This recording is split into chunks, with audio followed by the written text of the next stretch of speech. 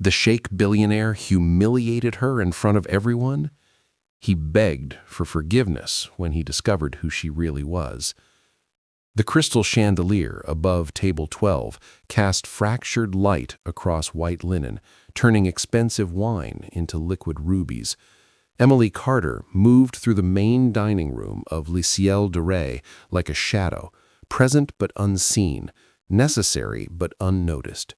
Her black uniform was pressed, her dark hair pulled back tight, her movements practiced after 3 years of serving Manhattan's wealthiest elite.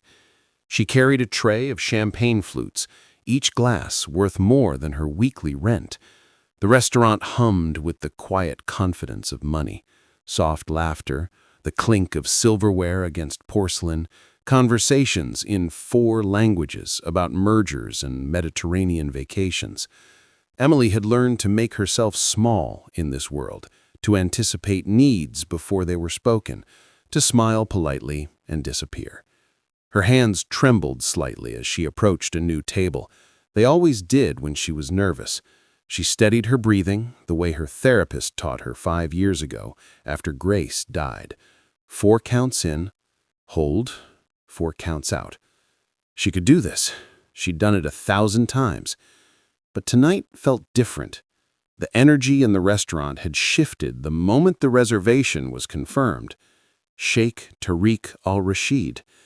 Even his name seemed to lower the temperature. Emily had heard the other servers whispering in the kitchen. Billionaire, oil and technology, 3 countries, ruthless in business, untouchable. The kind of man who owned buildings like this one and never remembered the faces of those who served him. The maitre d', Vincent, had pulled Emily aside an hour earlier, his cologne too strong, his smile too sharp. Table 12 is yours tonight. Don't mess it up. His fingers had brushed her wrist, lingering. The sheikh expects perfection. Emily hated Vincent, hated the way he looked at her, the way he found excuses to corner her in the supply room, the way he held her job over her head like a blade. But she needed this position. The hospital bills from her mother's final year still came monthly, automated reminders of everything she'd lost. The front door opened, and the restaurant seemed to inhale.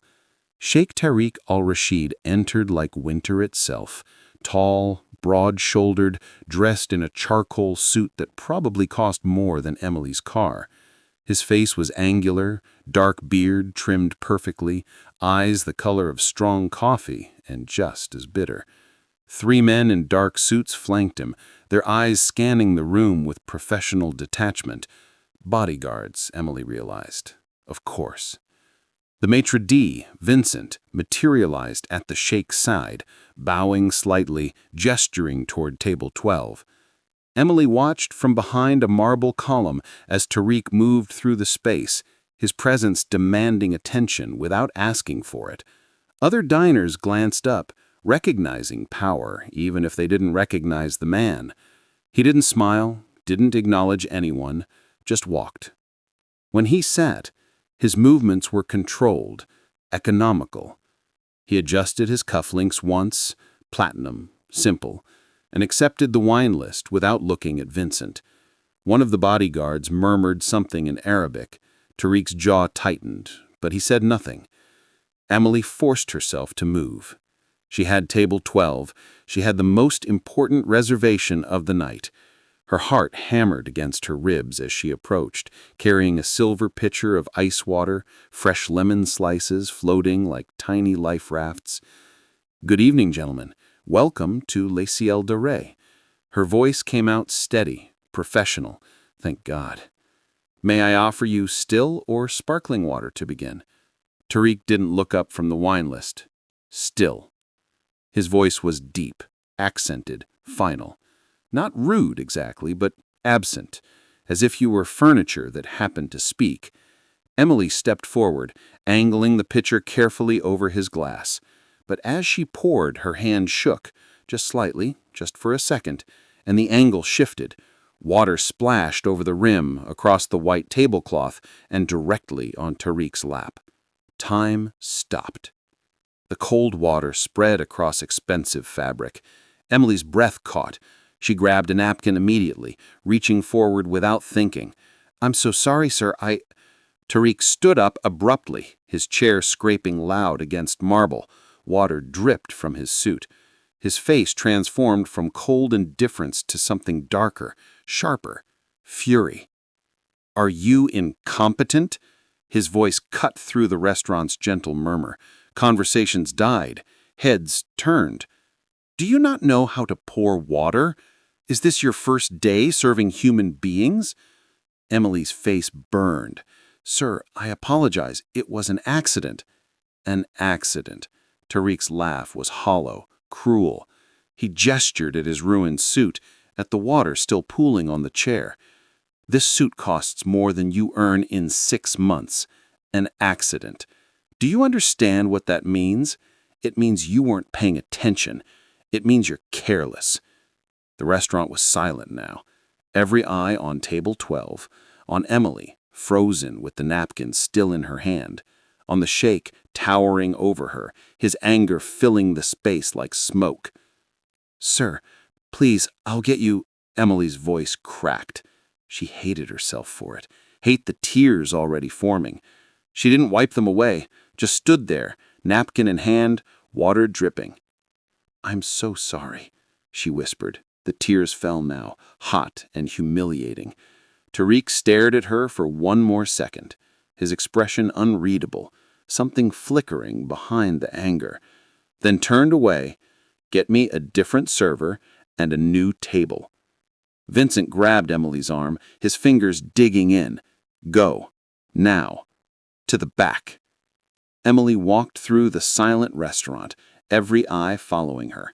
The kitchen door swung shut behind her, muffling the world. She leaned against the stainless steel counter, hands shaking so hard she had to grip the edge to stop them. "Breathe," she told herself. "Just breathe." But all she could hear was his voice. "Incompetent. Careless. You people." Grace would have known what to do.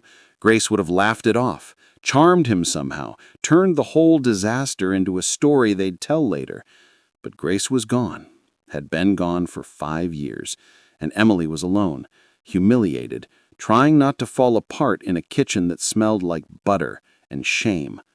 She didn't know that in the dining room, Tariq had sat at a new table, his suit drying, his anger cooling into something else, something he didn't want to name. He kept seeing the way the girl's hands had trembled, the way her voice broke, the tears. She looked like someone afraid of being seen. He pushed the thought away, ordered his meal, spoke to his associates about an acquisition in Dubai, finished his wine. She didn't know that across the city, in a penthouse suite overlooking Central Park, Tariq Al-Rashid couldn't sleep either. He stood at the floor-to-ceiling windows, a glass of whiskey untouched in his hand, staring at the lights of Manhattan. He kept seeing her face, the trembling hands, the tears. Why does that bother me?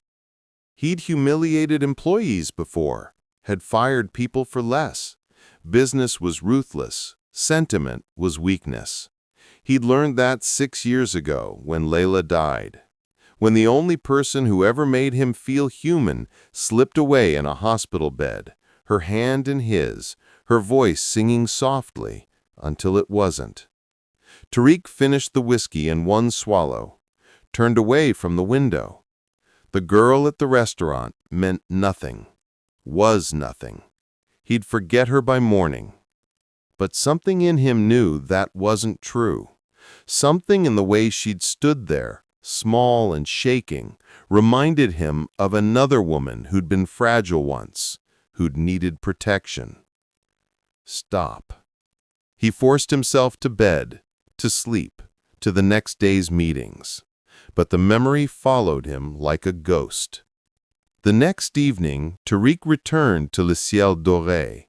He told himself it was because the food was exceptional, the wine list superior, the location convenient. His business partners believed him. He almost believed himself. Vincent greeted him at the door, bowing deeper than necessary. Sheikh Al-Rashid, we are honored. Your table is ready. The girl from last night. Tariq's voice was casual. The server. Is she working tonight? Vincent's expression flickered. Surprise, confusion, something darker. Emily? No, sir. I gave her the night off after yesterday's incident. I see. Would you like me to call her in? She could apologize personally. No.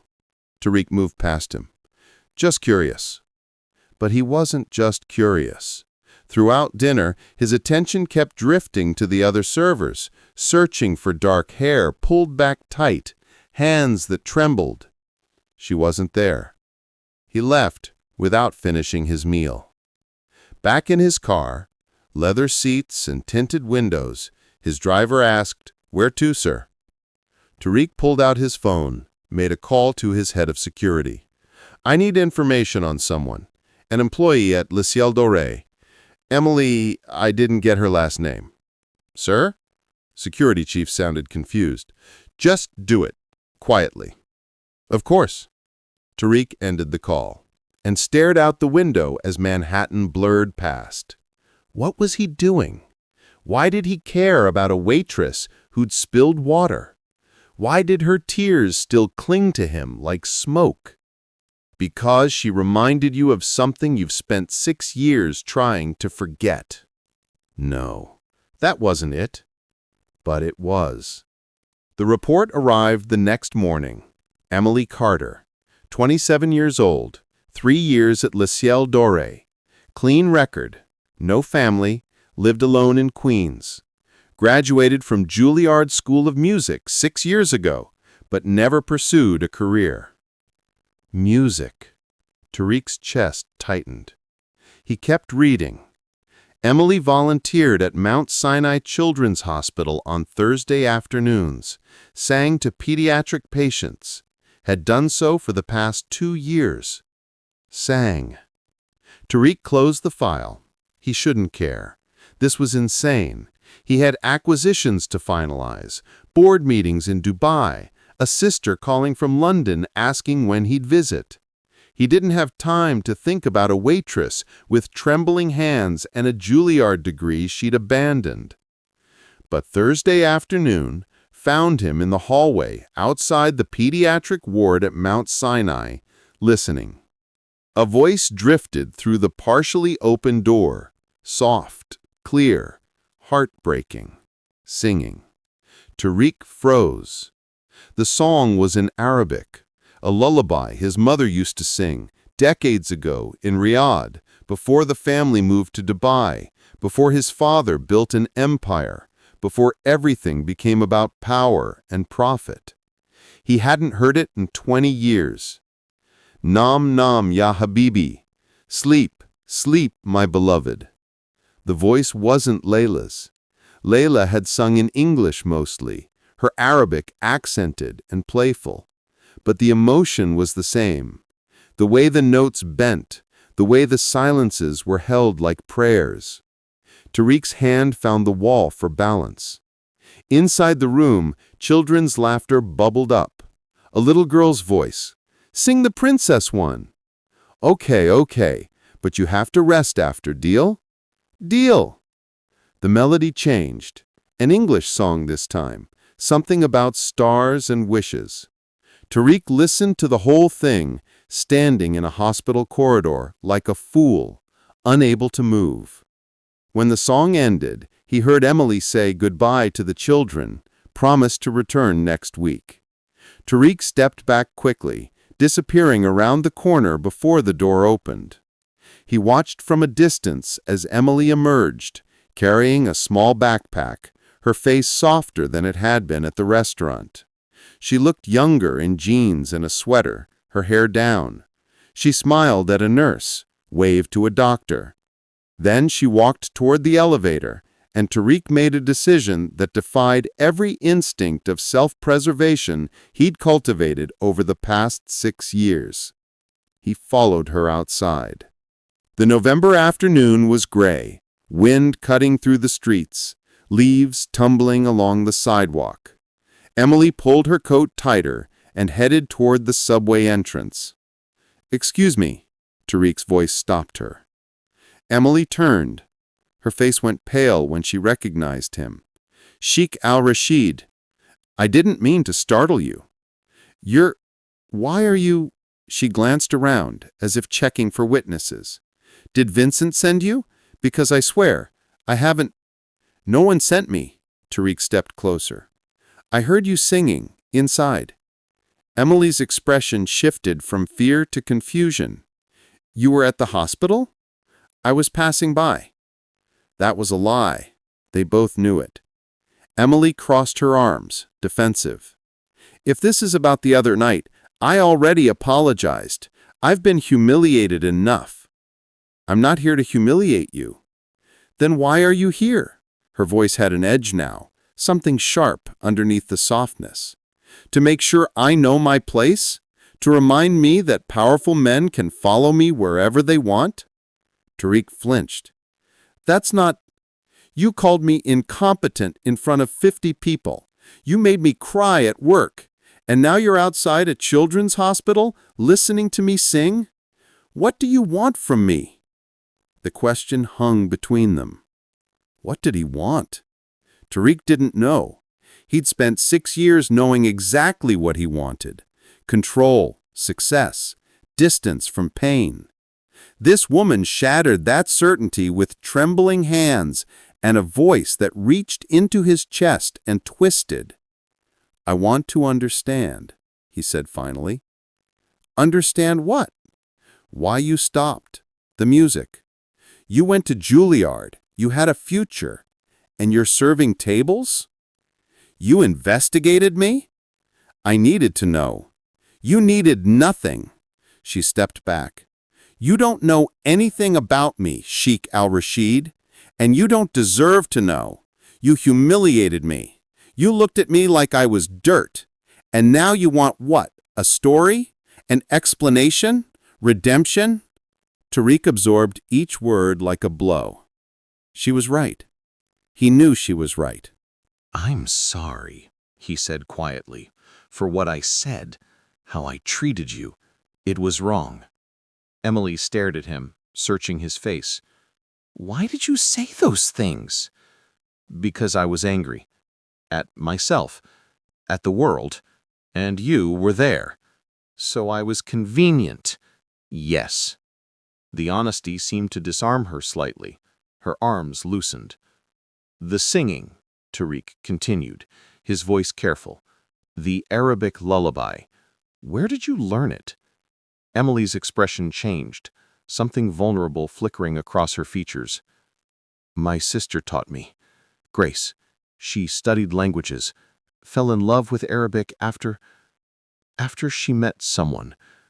A girl from London. They were friends. Grace learned all these songs, practiced them constantly. Drove me crazy." She smiled faintly at the memory. "When she died, I memorized every song, every word. It's how I keep her alive." The words landed like stones into dark water. A girl from London. Languages. Songs. Tariq's throat closed. "When did your sister die?" 5 years ago. Car accident in London. She was there for a music competition." Emily's voice went flat, automatic. She was 22, talented, beautiful. Everything I'm not. And then she was gone. 5 years ago. London. Music competition. No, it wasn't possible. What was your sister's name? Grace Carter. Why? Tariq reached into his jacket pocket with shaking hands, pulled out a photograph he'd carried for 6 years, folded and worn at the edges. He unfolded it slowly, like it might dissolve. The picture showed 2 young women, arms around each other, laughing. One was Layla, dark hair, bright eyes, the smile that used to light up Tariq's entire world. The other was a girl with lighter hair, freckles, holding a microphone. Tariq held it out to Emily. She took it, looked down, froze. That's That's Grace." Her voice broke. "That's my sister. How do you—" "The other woman is Layla, my wife." Tariq's own voice sounded distant. "She died 6 years ago, in the same accident, in London. They were together." Emily's hand started shaking. The photograph trembled. "No, no, they told me Grace was alone, that she died instantly. They never mentioned—" "Layla survived the crash, barely. Died 3 weeks later in hospital." Tariq's vision blurred. "She never stopped talking about Grace, about the brilliant girl who sang with her, who made her laugh. I didn't know Grace's last name. Layla only called her Gracie." The photograph slipped from Emily's fingers, fluttering to the sidewalk. Neither of them moved to pick it up. "They died together," Emily whispered. "Yes." The word was barely audible. Around them, the city continued. Cars passing, people walking, life moving forward. But Tariq and Emily stood frozen, locked in a moment where past and present collapsed into each other. "You humiliated me," Emily said, her voice raw, "because you reminded me of your pain. I didn't know. I swear I didn't know. But you felt it, didn't you? When I poured the water, when I sang, you felt her." Tariq couldn't speak, could only nod. Emily bent down, picked up the photograph, looked at it again, at Grace and Layla, frozen in time, happy. "Grace used to play this song on repeat, Layla's favorite. She said it was for someone she loved, someone who made her feel safe. Layla sang it to me, the night before she died." Tariq's chest felt crushed. "I haven't heard it since, until today. Until you." Emily looked up at him, tears streaming now. "We're connected by ghosts." "Yes." The word hung heavy. They stood there for a long moment, the photograph between them, the weight of shared grief making it hard to breathe. Finally, Emily handed the photograph back. "I need to go." "Wait. Please. This is too much. I can't—" She backed away. "Just leave me alone, Sheikh, please." "Tariq?" But she was already walking away fast, disappearing into the subway entrance. Tariq stood on the sidewalk, the photograph still in his hand, his heart hammering against his ribs. The two women we loved died together, and neither of us knew it. He looked down at the picture, at Layla's smile, at Grace's joy. What have I done? Tariq returned to his penthouse that night and did something he hadn't done in 6 years. He opened the box in the back of his closet. Layla's things, letters, scarves, jewelry, a small recording device. He pressed play. Layla's voice filled the room, singing, the Arabic lullaby, Nam Nam, Ya Habibi. Tariq sank to the floor, his back against the wall, and listened. When the recording ended, he played it again and again. On the third time, he heard it, in the background, faint. Another voice, harmonizing. Grace. They'd recorded together, practiced together, loved music together. And Emily had spent 5 years singing her sister's songs, not knowing that Layla had sung them too, that Grace had learned them for Layla, that the two women had been connected by more than friendship. Tariq's hand shook when he stopped the recording. He'd humiliated the one person in the world who carried a piece of Layla's memory, the one person who understood his loss because she'd lived the same nightmare. I have to fix this. I have to make this right. But how did you apologize for cruelty born from pain? How did you undo words spoken in anger? How did you reach someone you'd destroyed? Tariq didn't know, but he knew he had to try. Because Emily Carter wasn't just a waitress who'd spilled water. She was Grace's sister, Layla's friend's sister. She was proof that the people they'd loved had existed, had mattered, had left echoes behind. And he'd tried to silence that echo. The next morning, Tariq made 3 calls. The first was to his lawyer. The second was to Vincent at Le Ciel de Rey. The third was to a florist. Then he went to find Emily again. Emily returned to work at Le Ciel Doré the next evening, exhausted and emotionally hollowed out. She'd spent the entire night staring at photos of Grace on her phone, crying, trying to make sense of what the Sheikh had told her. Grace knew Layla. They were friends. They died together. It felt impossible and inevitable at once. Of course Grace had found someone who loved music as much as she did. Of course she'd learned Arabic for a friend. Of course Emily had been singing Layla's songs without knowing it. The universe had a cruel sense of irony. Vincent cornered her in the supply room before her shift started, his hand on her lower back, too low. "You're on table 7 tonight. Stay away from the VIP section." Emily nodded, numb. "Okay." "And Emily?" His fingers traced her spine. "We should talk about your future here. Maybe over drinks after work."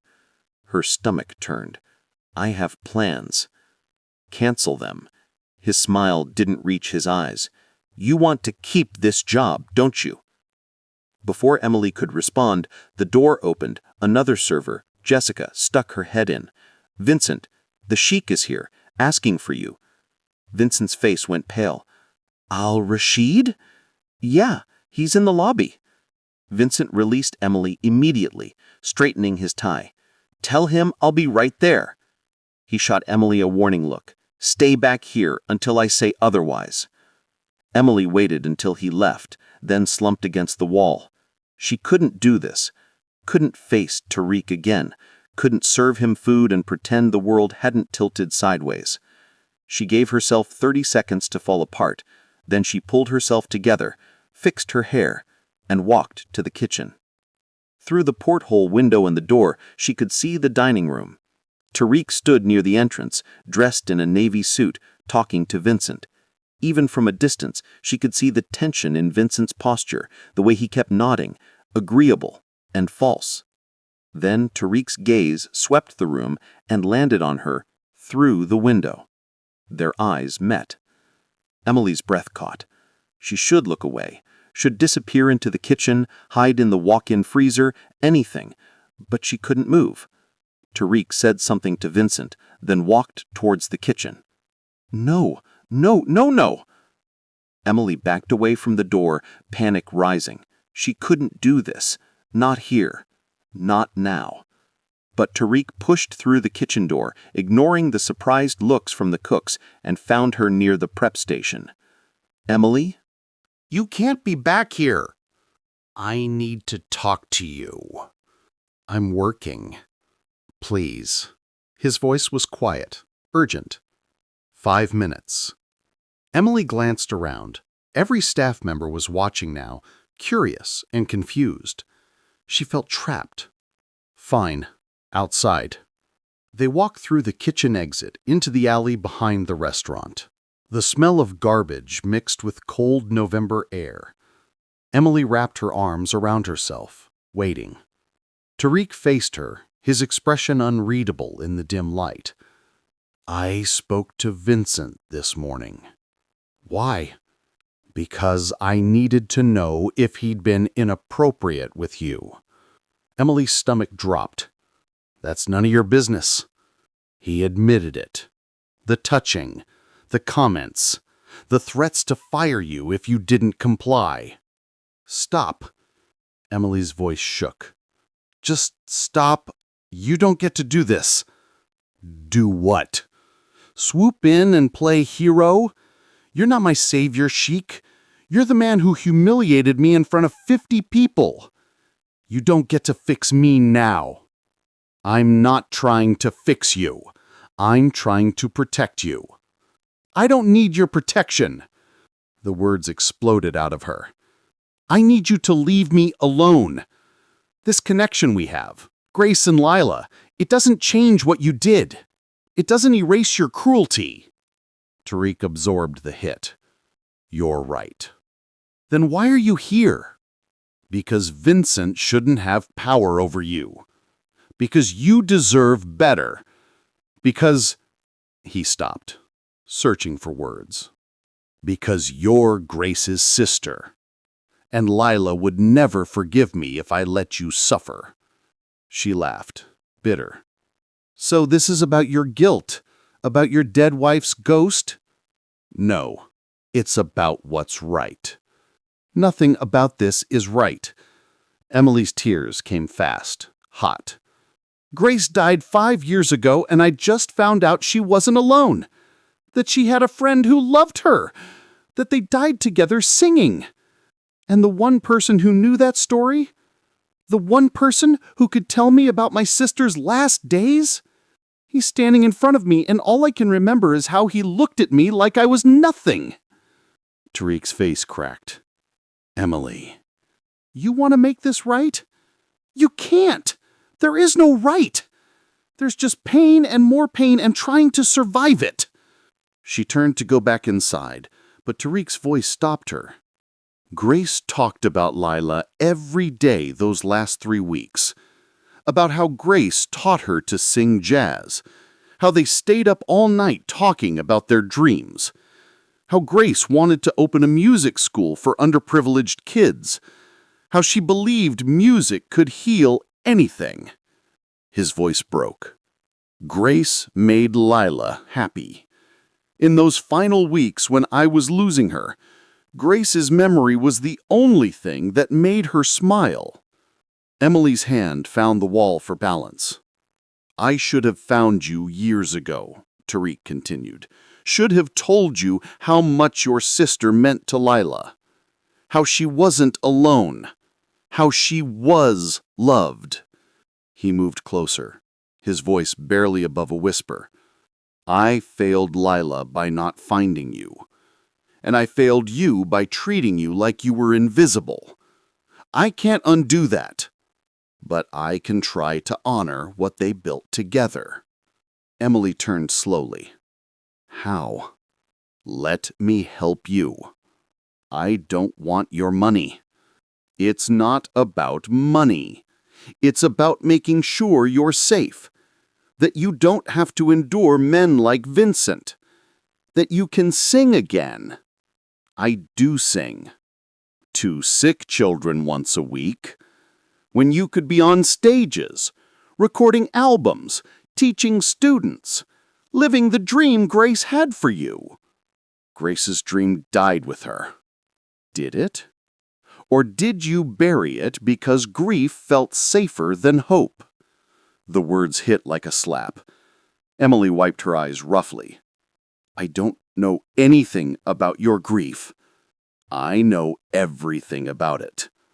I know what it's like to survive when the person you loved didn't.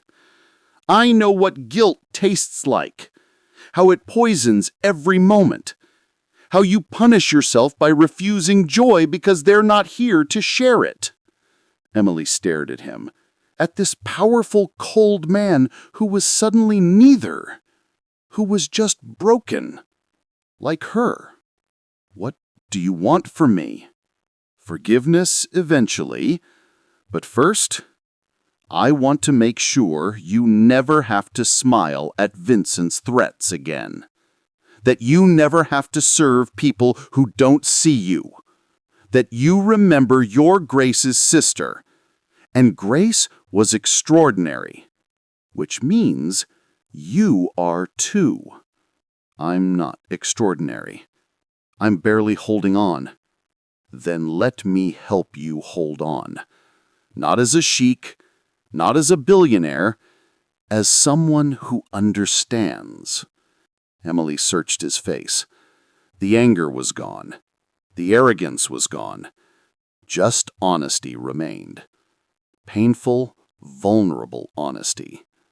"I need time," she said finally, "to think, to process all of this. Take all the time you need.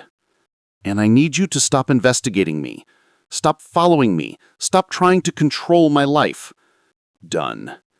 And if I decide I don't want anything from you, not help, not money, nothing, you have to respect that." "I will." Emily believed him. She didn't know why, but she did. Okay. They stood in the alley for another moment, the weight of shared grief pressing down like November rain. Then Emily went back inside, back to her shift, back to carrying trays and smiling at strangers. But something had shifted. The rage that had burned in her chest since the humiliation had cooled into something else. Something complicated. Tariq watched her go, then pulled out his phone, made the fourth call of the day. "It's done," he told his lawyer. "Process the papers. I want the restaurant by tomorrow." "Sir, that's highly irregular." "I don't care. Make it happen." "Of course." Tariq ended the call and stared at the kitchen door. He told Emily he wouldn't control her life. And he wouldn't. But Vincent was another story.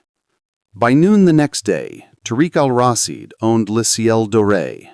The previous owner, an aging Frenchman ready to retire, accepted the generous offer without hesitation. The paperwork was rushed, legal but expedited. Tariq arrived at the restaurant at 3 p.m., before the dinner shift. He brought his lawyer and head of security. Vincent was in his office going over reservations when Tariq walked in without knocking. "Sheikh Al-Rashid." Vincent stood quickly, smile automatic. "I wasn't expecting—" "Sit down." The command in Tariq's voice made Vincent sink back into his chair.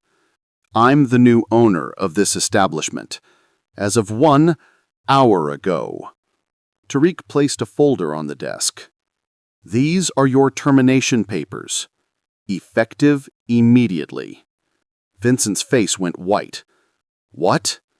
You can't—" "I can. And I am." Tariq leaned forward. "Did you think I wouldn't find out? The harassment? The coercion? The abuse of power? You're fortunate I'm only firing you. If I involved lawyers, you'd never work in this city again. This is about her, that waitress. She's lying. I never touched her." "Don't." Tariq's voice went cold. "Don't insult me by lying. I have statements from 4 other female employees, witnesses, evidence. You're done." Vincent's hands clenched. "She's nobody. A washed-up musician playing waitress. Why do you care?" "That's not your concern." "Sign the papers." "And if I refuse?" Tariq straightened up. "Then I make a phone call to the New York Times, to the Labor Board, to every restaurant owner in Manhattan. Your career ends today either way. You choose how." Vincent stared at the papers, his face red, his jaw working. Finally, he grabbed a pen and signed, slammed it down. "You're making a mistake." No, I already made one. I'm correcting it now. Tariq picked up the signed papers. "Security will escort you out. You have 10 minutes to collect your personal items." Vincent stood, his chair scraping harsh. "She's not worth it. Whatever you think she is, she's broken, used up. You're wasting your time." Tariq's security stepped forward, but Tariq held up a hand. He moved close to Vincent, his voice low and lethal. "If you ever speak about her again, if you ever approach her, if I even hear you thought about her, I will destroy everything you've ever built, your reputation, your finances, your future. Do you understand me?" Vincent's throat worked. "Yes." "Good. Get out of my restaurant." Vincent left, escorted by security, his box of personal items in hand. The staff watched from the kitchen, whispering, shocked. Tariq addressed them once Vincent was gone. "There will be changes here. Better wages, better working conditions, respect. If anyone has complaints about harassment or mistreatment, speak to HR. It will be taken seriously." The staff exchanged glances, hopeful, confused. "Where's Emily Carter?" Tariq asked. A young server raised her hand timidly. "She's not scheduled until tomorrow night." "When she comes in, tell her to see me, please." "Yes, sir." Tariq left the restaurant, his lawyer trailing behind. "Sir, that was aggressive." "It was necessary." "The staff will talk. The press might pick it up." "Let them." Tariq climbed into his car. "I'm done pretending to care what people think." Because he didn't care. Not about gossip or optics or business strategy. He cared about making sure Emily was safe, about honoring what Grace and Layla had built, about doing something right for once, instead of just surviving.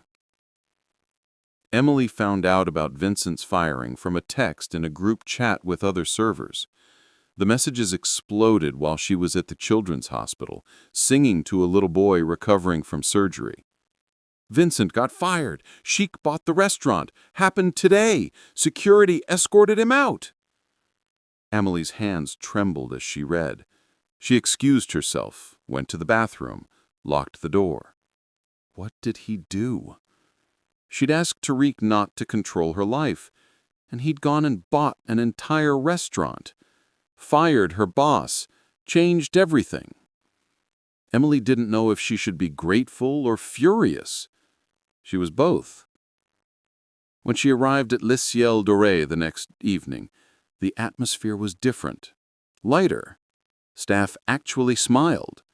The new manager, a professional woman named Claire, greeted Emily warmly. "Emily, good to see you. The owner wants to speak with you." "I heard." "He's in the office upstairs. Take your time." Emily climbed the stairs to what used to be Vincent's office, her heart hammering. She knocked. "Come in." Tariq sat behind the desk, looking at paperwork. He stood when she entered. "Emily, you bought the restaurant." Her voice was flat. "Yes." "After I told you not to control my life?" Firing Vincent was about his behavior, not controlling you. He was a predator.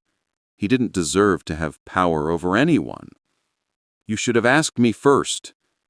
"If I'd asked, would you have said yes?" Emily opened her mouth, closed it. "That's not the point. The point is you're safe now. You can work without fear. Isn't that what matters?" "What matters is my agency, my choices. You can't just—" Emily gestured helplessly. "You can't just buy buildings and fire people and expect me to be grateful." "I don't expect gratitude. I expect you to understand that I'm trying to make amends." "This isn't amends. This is control disguised as kindness." Tariq's jaw tightened. "Then what do you want me to do? Let Vincent harass you? Let you suffer because asking permission is more polite? Tell me, Emily, how should I fix what I broke?" "You can't." The words burst out. "That's what I've been trying to tell you. Some things don't get fixed. They just are. And you have to live with them." "I refuse to accept that." "Of course you do. You're a billionaire. You think money solves everything." "This isn't about money." "Everything is about money when you have it."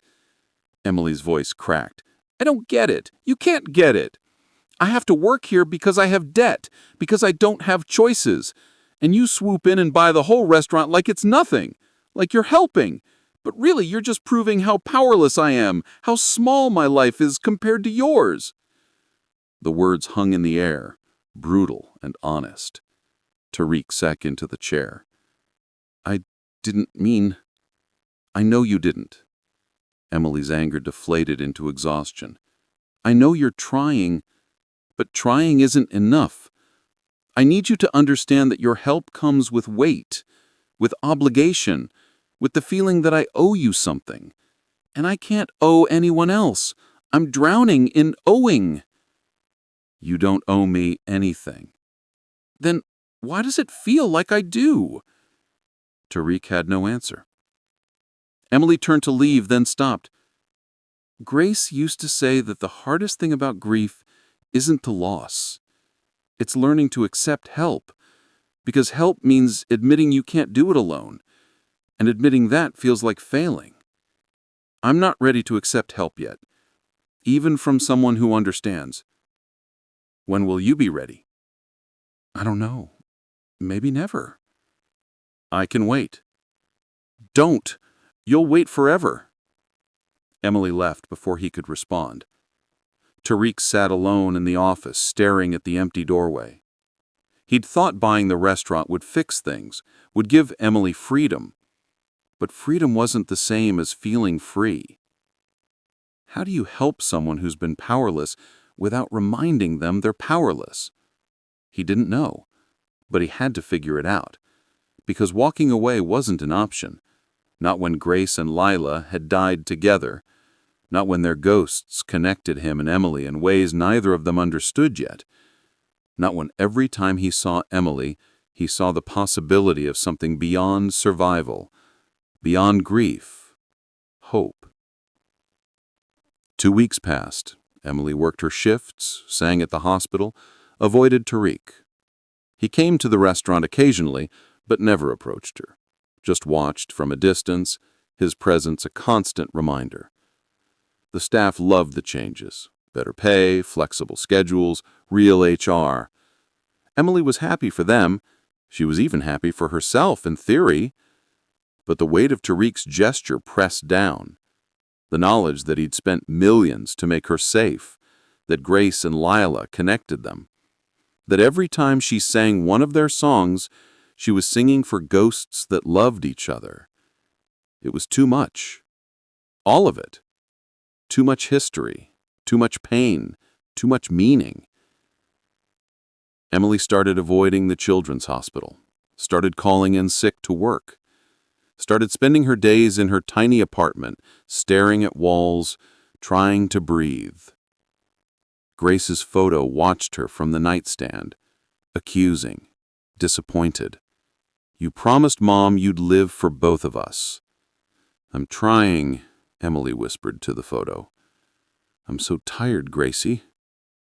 The photo didn't respond, but Emily could almost hear Grace's voice, soft and insistent.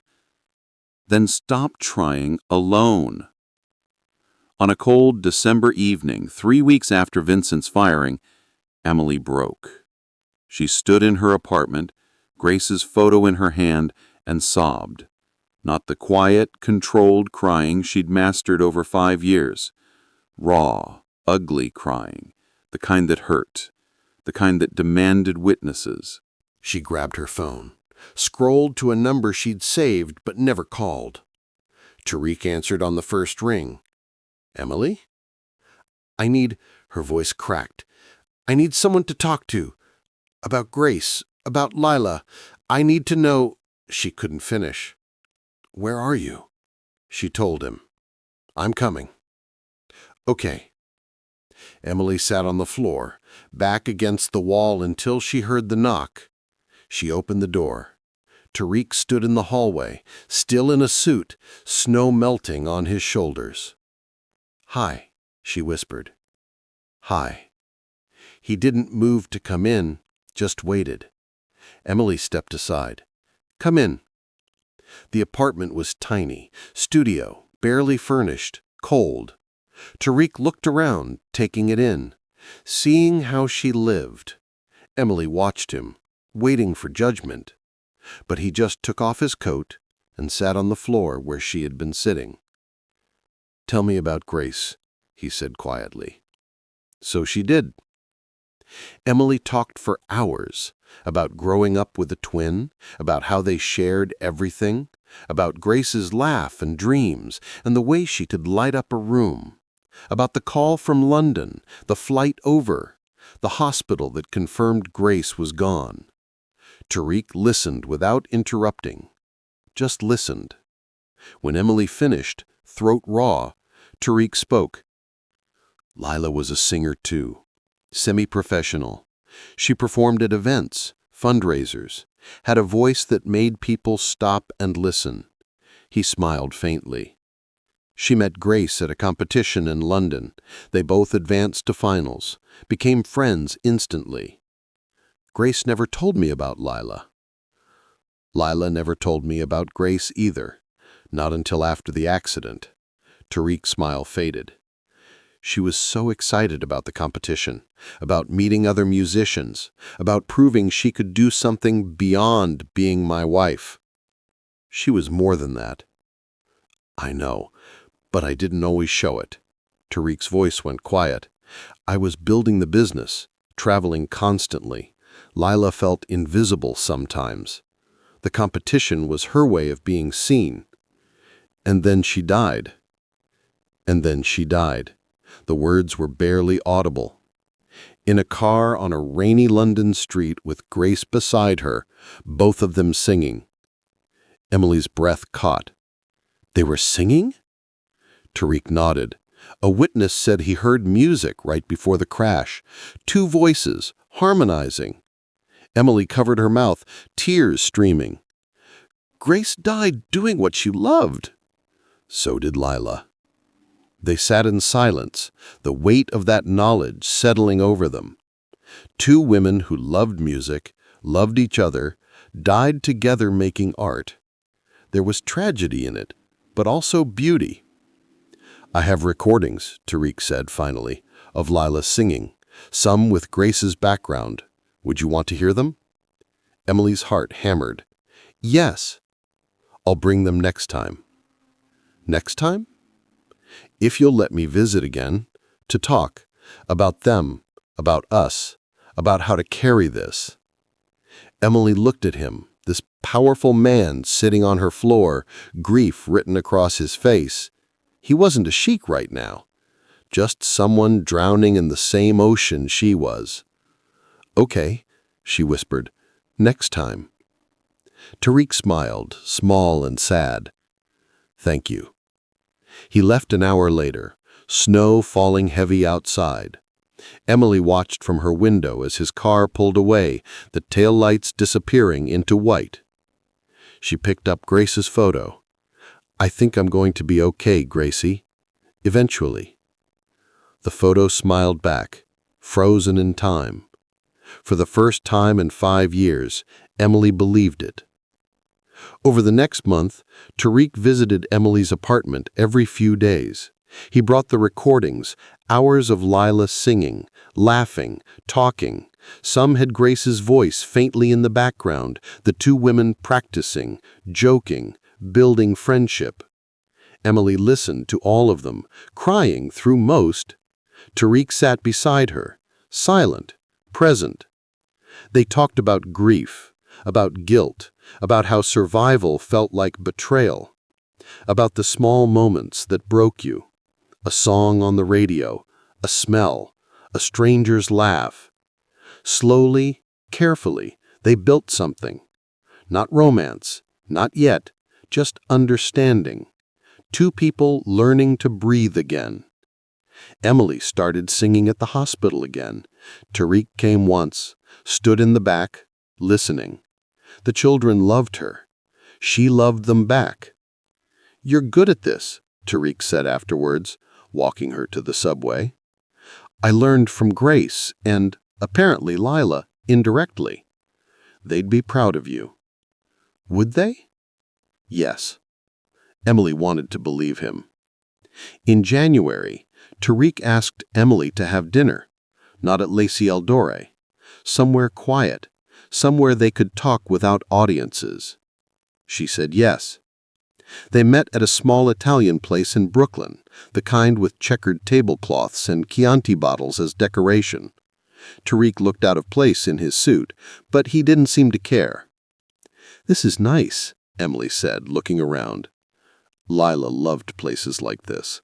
She said the fanciest restaurants lost the soul of food.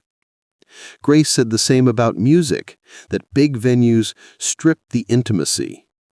They smiled at each other, the connection undeniable. Over pasta and wine, Emily asked the question she had been holding. Why didn't you let yourself grieve? You built an empire instead. Because building was easier than feeling. If I worked hard enough, I could pretend Layla's death was just another problem to solve, another deal to close. Did it work? No. I just became colder, crueler, more alone. And then you spilled water on me. Tariq laughed, a real laugh, the first she had heard. And then you spilled water on me and looked at me with Grace's eyes, and I couldn't hide anymore. I don't have Grace's eyes. You do. The sadness, the strength underneath, the music hiding inside. Emily looked down at her plate. I don't feel strong. You are. You work 2 jobs, volunteer, survive debt and grief and men like me. That's strength. Or stupidity? No, strength. Emily met his gaze, saw honesty there, belief. Thank you, she whispered. For what? For seeing me. Tariq reached across the table, hesitated, then took her hand. You're impossible not to see, Emily. I was just blind. Their fingers intertwined, warm, real. For the first time since Grace died, Emily felt something beyond grief, something tentative and fragile. Hope. But 3 days later, everything shattered. Emily was leaving work when a photographer stepped out of the shadows. Flash, then another, then 5. Emily Carter, is it true you're dating Sheikh Al-Rashid? How long have you been together? Did you seduce him for money? Emily froze, blinded by flashes, overwhelmed. More voices, more cameras. Sources say you were fired from Lacey El Duray for inappropriate behavior. Is it true you're a gold digger? How much is he paying you? No, that's not... I didn't... Emily backed towards the restaurant door, but the photographers blocked her path. Then Vincent's voice, smooth and venomous. She was always ambitious, calculated. I tried to warn the sheikh, but she had her hooks in him. Emily turned. Vincent stood at the edge of the crowd, dressed expensively, smiling for the cameras. You did this, Emily whispered. I'm just telling the truth. You used your sister's death to manipulate a grieving billionaire. It's actually quite clever. The cameras flashed faster. Emily's vision blurred. She shoved through the crowd, running, ignoring the shouts behind her. She made it to the subway, collapsed in a seat, shaking. Her phone buzzed. Unknown number. She answered without thinking. Having fun, Emily? Vincent's voice again. This is just the beginning. Every news outlet, every gossip site, every tabloid. Your face, your name, your sad little story. By tomorrow, the whole world will know you're nothing but a con artist. Why are you doing this? Because you cost me everything. My job, my reputation, my future. So I'm returning the favor. I never... Save it. You wanted the sheikh's attention? Congratulations! Now everyone's attention is on you. Let's see how long he stays interested when you're front page news. Vincent hung up. Emily sat in the subway car, tears streaming as the train rattled through darkness. She pulled up her phone's browser, typed her name. The results loaded. Headlines everywhere. Billionaire Sheikh's secret romance with struggling waitress. Gold digger or true love, the truth behind Al-Rashid's new girlfriend. Fired manager exposes calculated seduction. Photos. Dozens. Her leaving the restaurant, looking scared. Tariq's hand on her back at a crosswalk. Vincent with a sympathetic expression, playing victim. Emily's hands shook so hard she dropped the phone. This was it. Her life. Exposed, twisted, destroyed. And Tariq, God, Tariq, this would hurt him too. His reputation, his business, everything. She had to end it, had to walk away before she ruined him completely.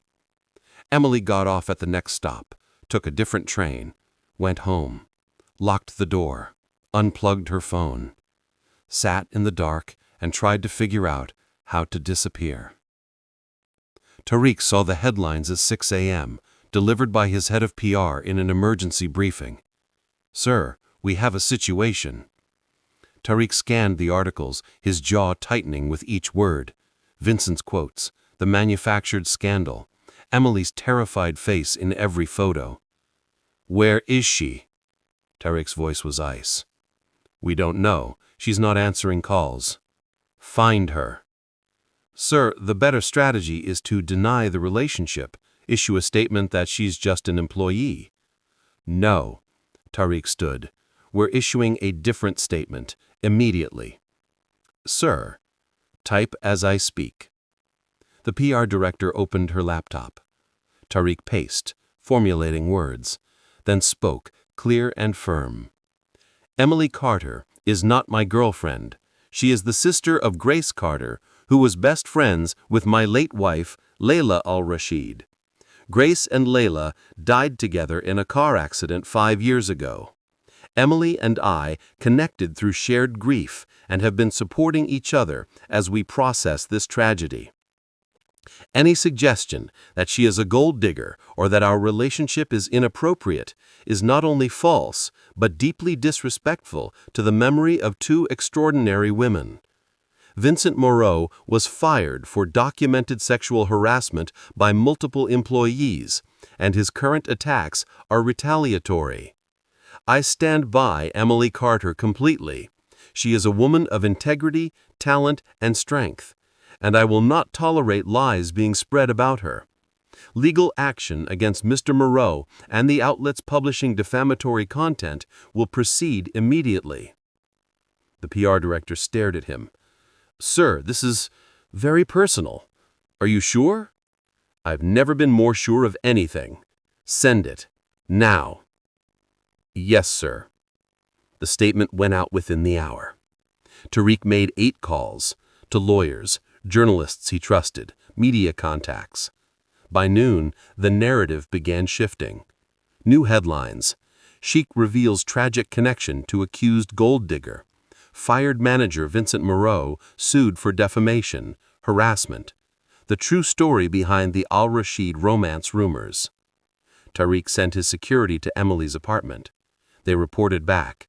She wasn't answering the door. Neighbors said they heard crying inside, but she refused to come out. Tariq went himself. He stood outside her door for 10 minutes, knocking gently. "Emily, it's Tariq. Please open the door."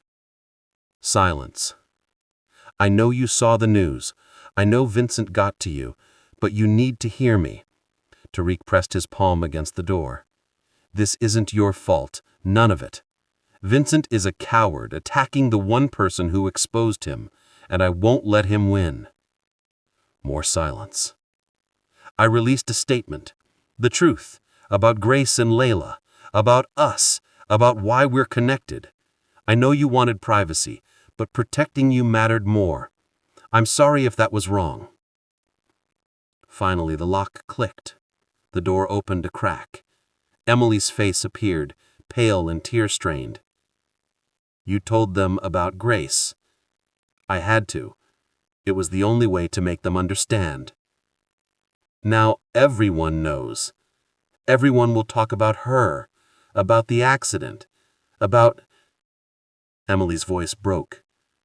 "I wanted to keep her for myself, her memory, and now it's public." "I know, and I'm sorry. But Emily, the alternative was letting Vincent destroy you. I couldn't let that happen." "You should have." Emily opened the door wider. "You should have let me go, distanced yourself, protected your reputation." "My reputation means nothing if you're hurt." "Why?" The word was a plea. "Why do you care this much?" Tariq stepped inside, closing the door behind him. "Because you're the only person who understands what I lost. Because Grace was Layla's friend, which makes you family.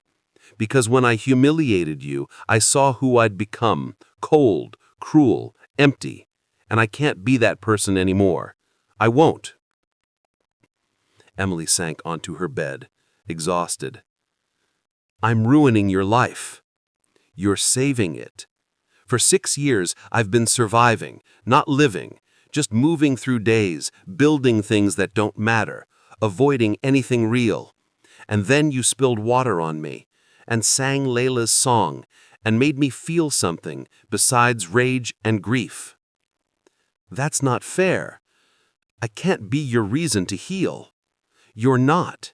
You're the reminder that healing is possible. There's a difference. Emily searched his face. What happens now? Vincent won't stop. The media won't stop.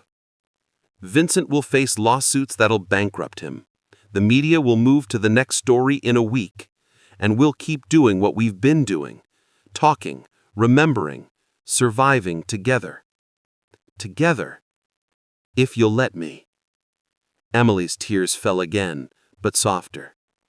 I'm so tired of being alone. Then don't be. Tariq took her hand. Let me be here, not as a sheikh, not as someone with money or power, just as someone who gets it. Emily nodded, unable to speak. Tariq sat beside her on the bed, and they stayed like that for hours. Silent, present. Two broken people learning that maybe broken things could still fit together. The lawsuits against Vincent moved quickly. Evidence of harassment from multiple employees. Defamation, proof he'd sold lies to tabloids for revenge. Within 2 weeks, Vincent was facing criminal charges and financial ruin. Tariq ensured Emily was protected: lawyers, security, privacy. She resisted at first, but he made it clear this wasn't control, this was care. There's a difference, he repeated. Is there? Yes, control takes away your choices. Care protects them. Emily thought about that, decided he was right. The media frenzy died down. A celebrity divorce took over headlines. Emily's name faded from searches. Life resumed: work, hospital, conversations with Tariq that stretched into evenings, sometimes nights. They talked about everything: childhoods, fears, dreams they'd abandoned, dreams they might still reach. One February evening, Tariq asked Emily to come to his penthouse. She'd never been. She said yes. The space was massive: floor-to-ceiling windows, modern art, expensive furniture. Cold, beautiful but soulless. It's very you, Emily said carefully. Tariq laughed. That's not a compliment. It's accurate. He showed her to a room at the back, a music room, piano, guitars, recording equipment. Dusty. Layla's, Tariq explained. I locked it after she died. Haven't opened it since. Emily stepped inside, trailing fingers over the piano keys. They made no sound. Too dusty, too neglected. Why show me now? Because I want you to use it. Emily turned. What? You stopped making music after Grace died. I stopped listening after Layla died. We both locked away the things that made them happy. Tariq moved closer. Maybe it's time we unlocked them. Emily's throat tightened. I can't just start singing again. It's not that simple. I know, but maybe you could try. Here, where Layla sang, where Grace's voice is on those recordings, where you'd be safe. Safe from what? Judgment? Expectation? Fear? Emily looked around the room, at the instruments waiting, the microphone, the space filled with ghost music. What if I'm not good anymore? You're good. You've always been good. What if it hurts too much? Then I'll be here while it hurts. Emily met his eyes, saw certainty there. Faith. Okay, she whispered. I'll try. Over the next month, Emily came to Tariq's penthouse 3 times a week. At first, she just sat in the music room. Then she played piano, rusty, tentative. Then she hummed, then sang softly. Tariq listened from the doorway, never interrupting, just present. One evening in March, Emily sang the Arabic lullaby, the one that Grace learned from Layla, the one that connected them all. Nam Nam Ya Habibi. Her voice filled the room, clear and aching. Tariq closed his eyes, leaning against the doorframe. When the song ended, Emily turned. How was it? Perfect. Liar. Honest. Emily smiled, walked to where he stood. Thank you. For this. For believing I could. You always could. You just needed permission. From who? Yourself. They stood close, the space between them electric. Emily's heart hammered. She'd felt this before, attraction, possibility, but pushed it away, too scared to hope for more. But now, with Tariq looking at her like she was music made visible, she didn't push. Can I? Tariq started, then stopped. I don't want to presume. Emily kissed him. Soft, tentative, terrified, but real. Tariq froze for half a heartbeat, then kissed her back. His hands found her face, gentle and sure. They broke apart after a moment, both breathing hard. Was that okay? Emily whispered. Yes. Good. Because I've wanted to do that for weeks. Tariq laughed, the sound bright and disbelieving. So have I. Then why didn't you? Because you needed time. Because I didn't want to rush. Because I was terrified. Of what? Losing you. Hurting you. Failing you the way I failed Layla. Emily touched his face. You didn't fail, Layla. And you won't fail me. We fail together, or we don't fail at all. Together. Together. They kissed again, slower this time. No ghosts between them, just two people choosing to live. Emily moved into the penthouse in April, not because Tariq asked, because she wanted to, because the music room felt like home, because waking up beside Tariq felt like healing. They were careful, took things slow, honored the grief they still carried, but they also laughed, cooked together, argued about movies, made plans. Emily started recording an album, songs for Grace and Layla, songs about loss and survival. Tariq funded it, but stayed out of the creative process, trusted her completely. The album released in October, small label, minimal press, but the people who found it loved it. Reviews called it achingly honest, a meditation on grief, beautiful and devastating. Emily performed once, a tiny venue in Brooklyn, 50 people. Tariq sat in the back, watching her shine. After the show, a woman approached Emily. Older, kind face. That was extraordinary. Your sister would be proud. Emily froze. How did you? I knew Grace. I was her vocal coach at Juilliard. She talked about you constantly, about your talent, about how you'd be a star someday. The woman smiled. She was right. Emily cried right there in the venue, and Tariq held her while she did. In December, 1 year after their first real conversation in the hospital hallway, Tariq took Emily to London. They visited the memorial where Grace and Layla were honored, 2 plaques in a music school dedicated to young artists lost too soon. Emily placed flowers at Grace's plaque. Tariq placed flowers at Layla's plaque. They'd be happy we found each other, Emily said. They probably planned it, Tariq replied. Matchmaking from beyond. Sounds like them. They stood in silence, hands intertwined, snow falling gently. I love you, Emily said. First time. Tariq turned to her, eyes bright. I love you too. Even though I spilled water on you? Because you spilled water on me. Emily laughed, the sound bright and free. Grace would love that story. Layla would too.